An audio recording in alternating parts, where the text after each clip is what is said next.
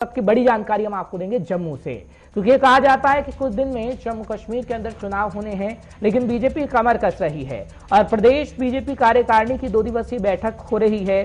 जम्मू कश्मीर में होने वाले विधानसभा चुनावों को लेकर चर्चा संभव मानी जाती है और जम्मू कश्मीर के प्रभारी तरुण चुग और आशीष सूद भी शामिल रहेंगे, ये भी कहा जा रहा है। हालांकि अल्पसंख्यकों की सुरक्षा के मुद्दे पर बातचीत होगी। आपको जानकारी इस वक्त की बड़ी हम दे रहे हैं, क्योंकि लगातार अगर बात करें हम बीजेपी की, तो बीजेपी कमर कसती हुई नजर आ रही है। बात रविंद्र रैना की करें तो रविंद्र रैना साहब अलग अलग जगहों पर पहुंच रहे हैं, कहीं तकरीरें की जा रही हैं तो कहीं बीजेपी की बात को रखा जा रहा है। इसी तरीके से कई रीजनल पार्टियों का जिक्र करें, पीडीपी या फिर नेशनल कॉन्फ्रेंस, तकरीरें कर जनता को बताया जा रहा है कि हम आपके साथ हैं। आपने पिछले दिनों उमर अब्दुल्ला साहब को भी देखा होगा, पीडीपी जो सुप्रीमो है महबूबा मुफ्ती, वो भी पहुंचती हैं लोगों के बीच और जताती हैं कि वो लोगों के साथ हैं। लेकिन ये खबर जम्मू से है, जो जानकारी हम आप तक पहुंचाने की कोशिश कर रहे हैं, क्योंकि बीजेपी कमर कस रही है आगे आने वाले दिनों के लिए, क्योंकि भविष्य के अंदर ये कहा जाता है कि जम्मू कश्मीर के अंदर चुनाव हो सकते हैं। चुनाव होंगे या फिर नहीं होंगे, ये तो आने वाला वक्त तय करेगा। लेकिन जानकारी हम आपको दे रहे हैं कि किस तरीके से तैयारी हो रही है और उसके लिए मीटिंग का सिलसिला भी चल रहा है। लेकिन आपको जानकारी उस वक्त की बड़ी, क्योंकि इसमें कहा जा रहा है कि तमाम जो बड़े चेहरे होंगे वो शामिल रहेंगे, यानी जम्मू कश्मीर के प्रभारी तरुण चुग और आशीष सूद के शामिल होने की जानकारी भी मिल रही है। हालांकि अगर हम बात करें तो जिस तरीके से कश्मीरी पंडितों का मुद्दा उठ रहा है और टारगेट किलिंग का मुद्दा उठ रहा है, उस पर भी बातचीत की जानी पूरी संभव है, क्योंकि केंद्र में इस वक्त बीजेपी की सरकार है और इस वक्त सवाल भी बीजेपी से पूछे जा रहे हैं। हालांकि समय समय पर हम देख रहे हैं कि रविंद्र रैना साहब आते हैं और मुलाकातों का दौर भी चलता है, बातें भी बीजेपी की तरफ से रखी जाती हैं, लेकिन आगे आने वाले समय के लिए अब तैयारी की जा रही है। थोड़ी देर में हमारे सीनियर साथी विनोद कुमार जुड़ रहे हैं। जानकारी मिल रही है कि इस वक्त विनोद कुमार हमारे साथ जुड़ गए हैं।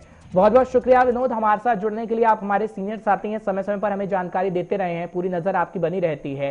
क्या जानकारी आप देंगे, क्योंकि तकरीरों का दौर हम देख रहे हैं, कश्मीर हो या फिर जम्मू हो, एक तरफ पीडीपी है, एक तरफ नेशनल कॉन्फ्रेंस है, लेकिन बीजेपी ने भी पूरे पैर जमाने की कोशिश की हुई है। अभी जो मीटिंग हो रही है कि भविष्य के लिहाज से कितनी बेहतर साबित होने वाली है, क्योंकि कहा जाता है कि जो पिछले दिनों आप ही खबर बता रहे थे कि परिसीमन आयोग ने तो रिपोर्ट सौंप दी है, जम्मू कश्मीर में चुनाव हो सकते हैं, उस लिहाज से मीटिंग है या फिर किसी अन्य लिहाज से? विनोद देखिए, ये जो प्रदेश कार्यकारिणी की बैठक होती है, ये एक रूटीन बैठक होती है, ये कोई इमरजेंसी मीटिंग कॉल नहीं की गई है।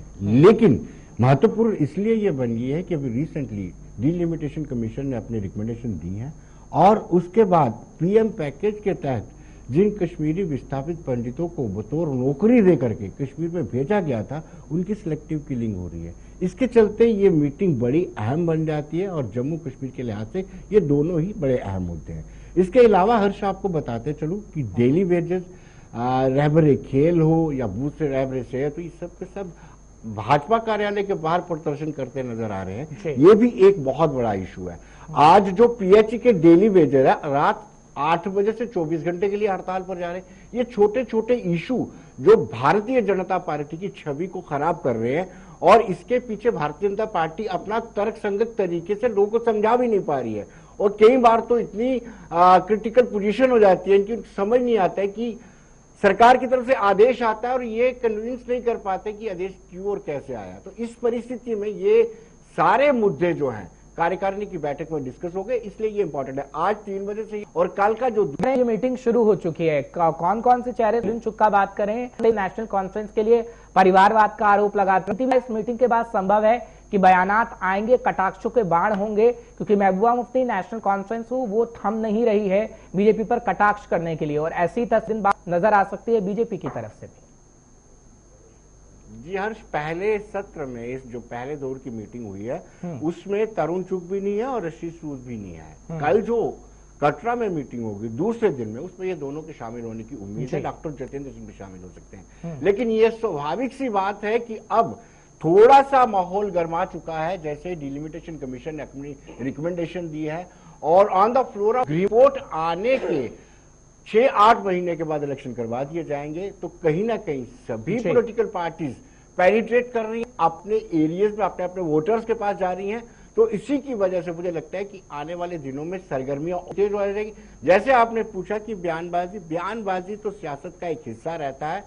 बेबाप की करके एक सरकार भी बना ली थी पीडीपी के साथ, तो कहीं ना कहीं बयानबाजी जारी रहेगी। जैसे ही कि जो कार्यकारिणी की बैठक समाप्त होगी, संपन्न होगी, उसके बाद स्वाभाविक सी बात है तरुण चुग का भी कोई बड़ा स्टेटमेंट आ सकता है।